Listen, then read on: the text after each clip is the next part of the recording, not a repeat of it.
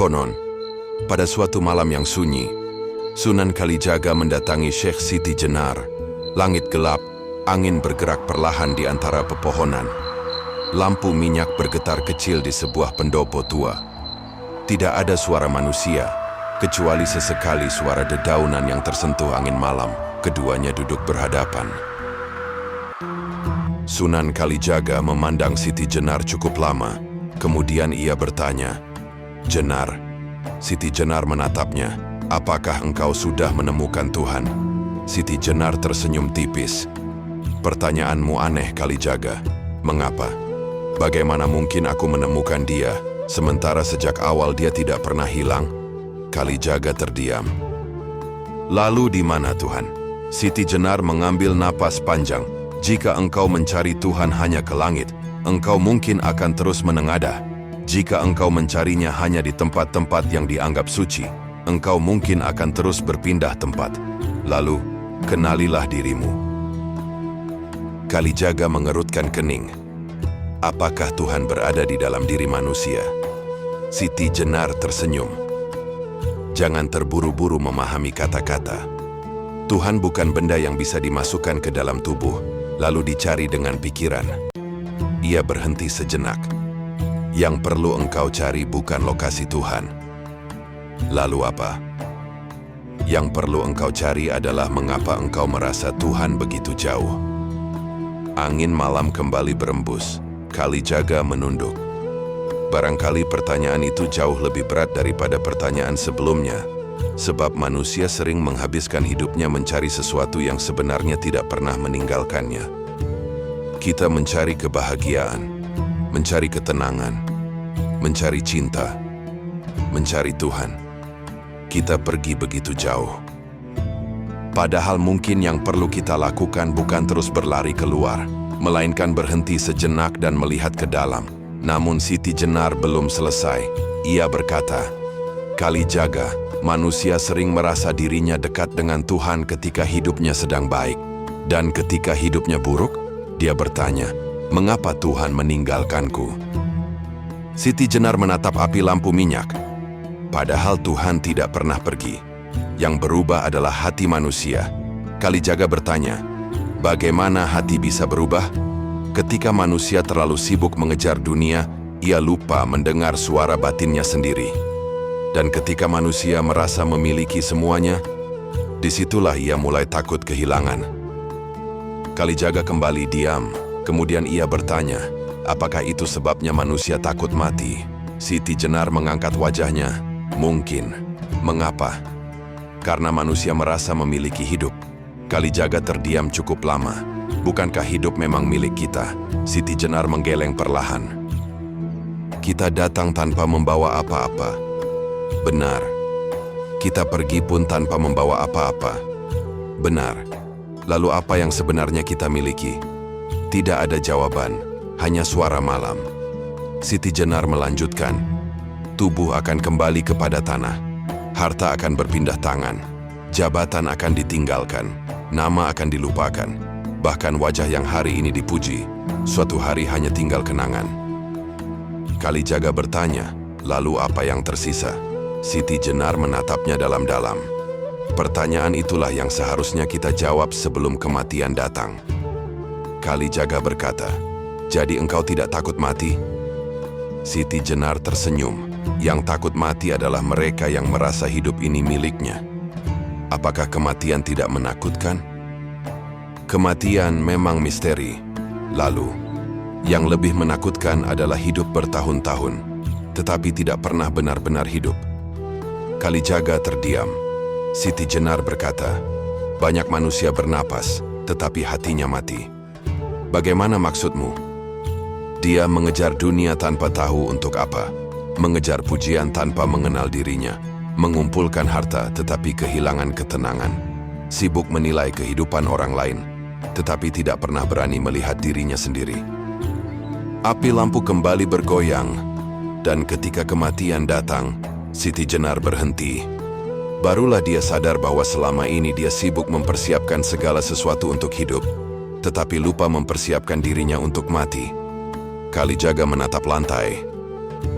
"Jenar, Ya, kalau begitu apakah kita harus meninggalkan dunia? Siti Jenar menggeleng.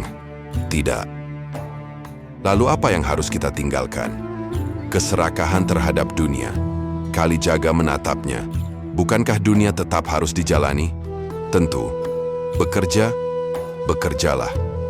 Berumah tangga, jalani. Mencari harta, carilah dengan cara yang baik. Lalu apa masalahnya? Ketika dunia berada di tanganmu, itu tidak masalah. Siti Jenar berhenti sejenak. Tetapi ketika dunia sudah berada di hatimu, engkau akan menjadi budaknya. Kalimat itu membuat Kalijaga terdiam, sebab mungkin manusia tidak benar-benar diperbudak oleh dunia. Manusia diperbudak oleh keinginannya sendiri. Ingin lebih kaya, ingin lebih dihormati, ingin lebih terkenal, ingin selalu menang, ingin selalu dianggap benar.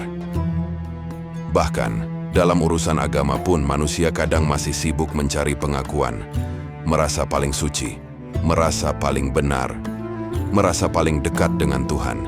Siti Jenar kemudian berkata, Kalijaga, manusia bisa menghafal ribuan kata tentang Tuhan. Namun, belum tentu hatinya mengenal Tuhan. Bagaimana seseorang tahu bahwa ia mengenal Tuhan? Siti Jenar menjawab, lihat bagaimana ia memperlakukan manusia ketika tidak ada yang melihat. Kalijaga mengangkat wajahnya. Jadi ukuran kedekatan kepada Tuhan bukan banyaknya ucapan bisa indah.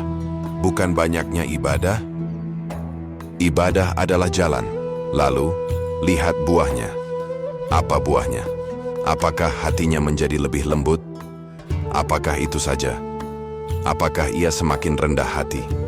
Lalu, apakah ia semakin mampu memaafkan?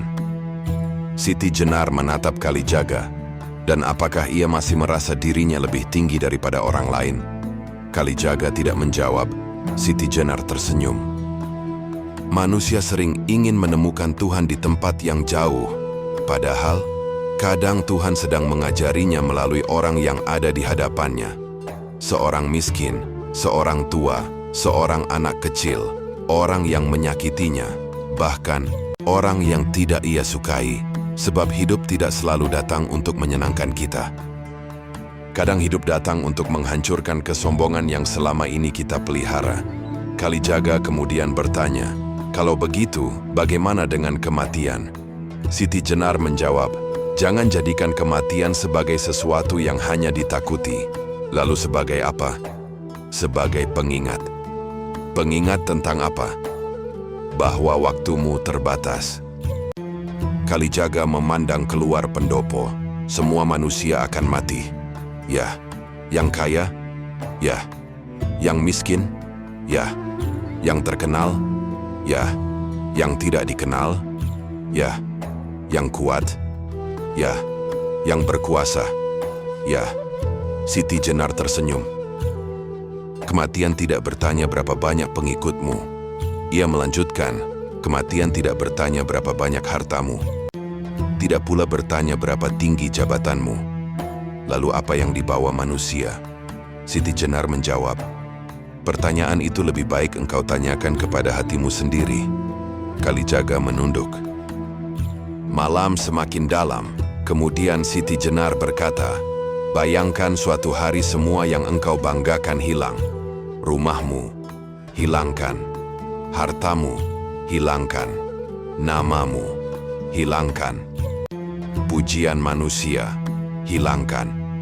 Lalu apa yang tersisa? Kalijaga tidak mampu menjawab. Siti Jenar berkata perlahan, dirimu di hadapan Tuhan. Kalimat itu menggantung di udara. Dan mungkin inilah yang sering kita lupakan. Kita sibuk membangun wajah di hadapan manusia, tetapi lupa membersihkan wajah batin kita di hadapan Tuhan. Kita takut kehilangan penilaian manusia, tetapi tidak takut kehilangan ketenangan jiwa.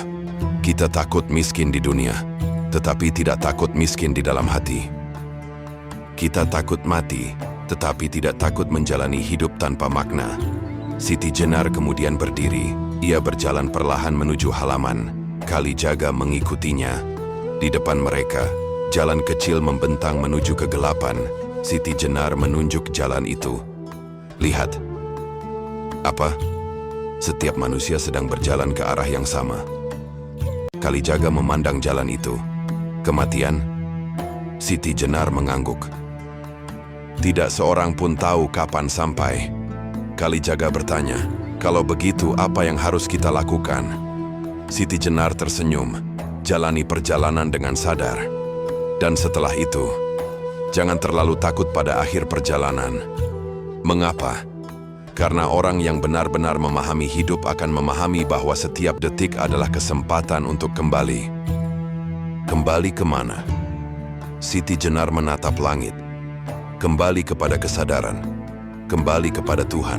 Lalu ia menambahkan, bukan berarti engkau menjadi Tuhan. Bukan. Bukan berarti manusia adalah Tuhan. Bukan. Melainkan manusia menyadari bahwa dirinya hanyalah makhluk yang hidup karena kehendaknya. Kalijaga mengangguk perlahan.